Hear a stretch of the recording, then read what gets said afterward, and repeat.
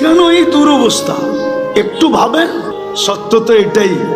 যদিও কেউ মাঝে মাঝে জিজ্ঞাসা করে, হুজুর 60 বৎসরের হিসাব নিতে 50,000 বৎসর লাগবে কেন? তো আমি বলি, শোনো, তুমি ডেলি কতটুকু অক্সিজেন, কয়বার শ্বাস প্রশ্বাস নিছিলে? কয়বার? আরে 1,60,000 বার। তো মাসে কত নিছিলেন? বৎসরে কত? 60 বৎসরে কত? স্বাভাবিক শ্বাস নেওয়ার দাম তো আমাদের দেশের এক শিল্পপতি আমাদেরকে গেছিলেন, কিন্তু আমরা তো এটাকে মাথায় ধারণ করি নাই। 2020 করোনা লগ্নে বাংলাদেশের প্রথম সারির এক শিল্পপতি মারা গেছিলেন। ওনার জন্য ডাক্তারের টিম যখন চায়নার থেকে আনা হলো, আর উনি ভেন্টিলেটারে ছিলেন, তো উনি কামরায় ঢুকার পরে ডাক্তারদেরকে বলছিলেন, আমার সুস্থতার প্রয়োজন নাই, আমাকে শুধু স্বাভাবিক শ্বাস নিতে দাও, আমি তোমাদেরকে আমার পুরা কোম্পানি লেখা দিব।